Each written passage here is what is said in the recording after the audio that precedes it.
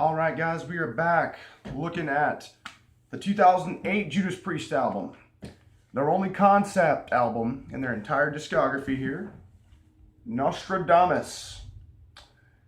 And boy, we got to hop into this one. It's almost a 2-hour album.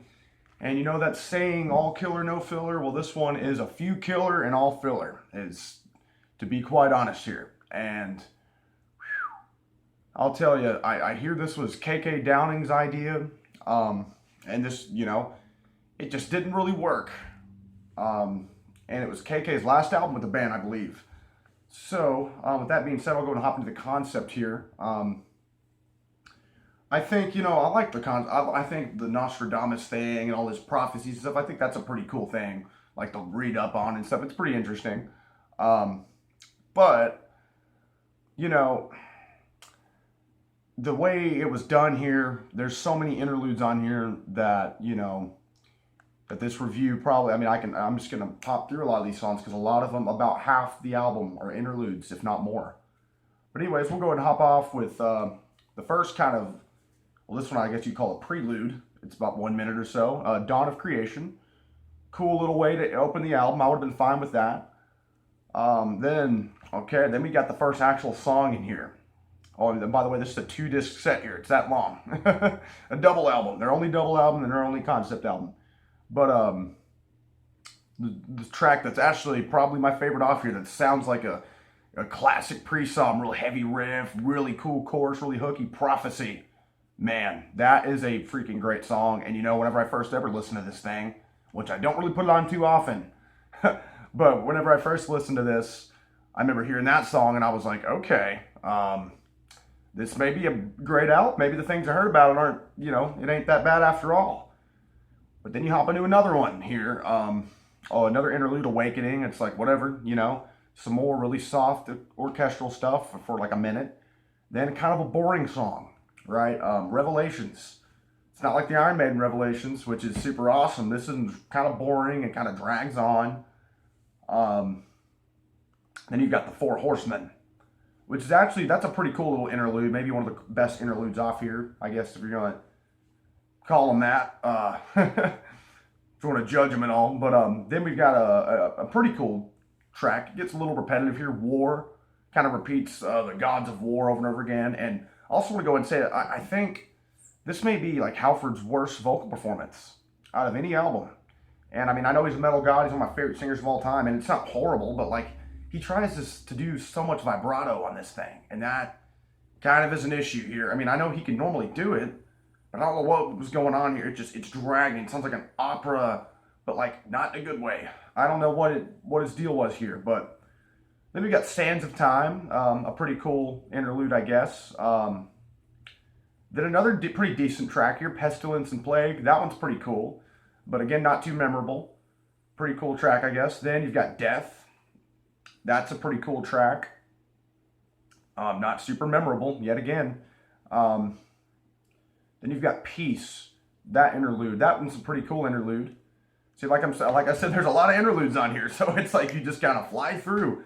And they're all like a minute or 2 minutes long. Then Conquest is another a really good song off here, I think. That one, or no, I'd say Pestilence and Plague is...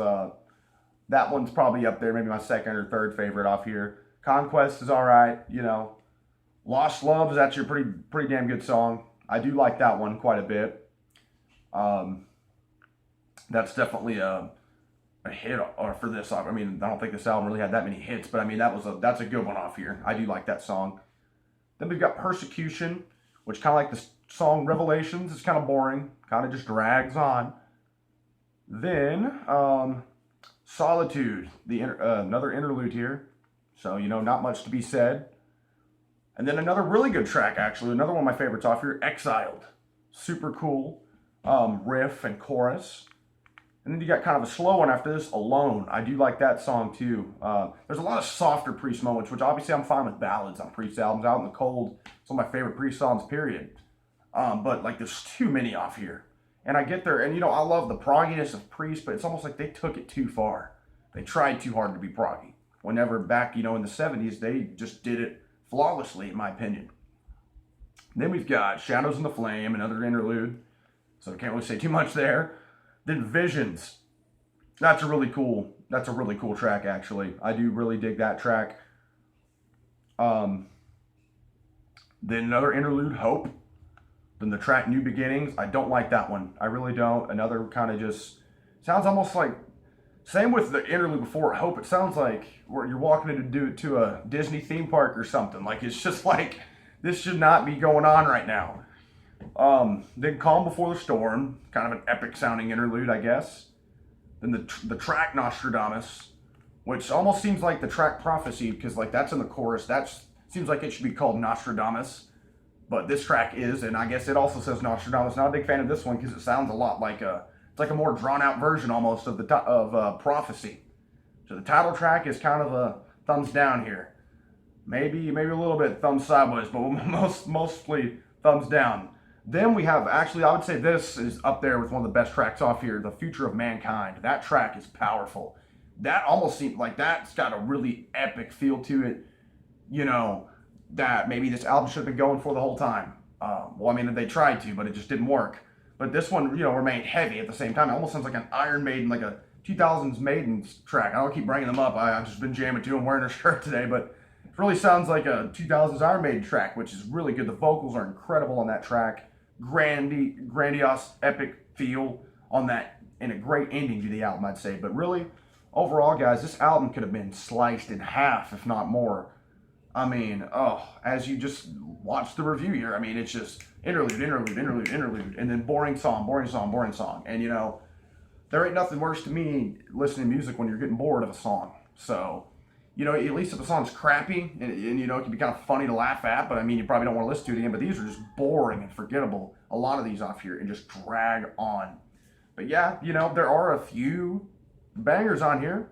Prophecy, Future of Mankind, Exiled and Alone are all right. New Beginnings is awful. There's just a few that, and again, and the majority of them are not that memorable. But yeah, that's Priest's only double album in their studio discography and their only concept album, period.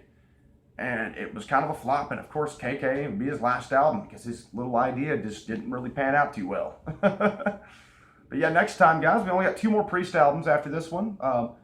Next time we'll be looking at Redeemer of Souls, which I know we've had a couple negative reviews here during the 2000s era of Priest, but I'll just go ahead and spoiler alert, the next 2, their 2 final albums are great and awesome. So stay tuned to those if you want to actually see a positive review and hear some great stuff.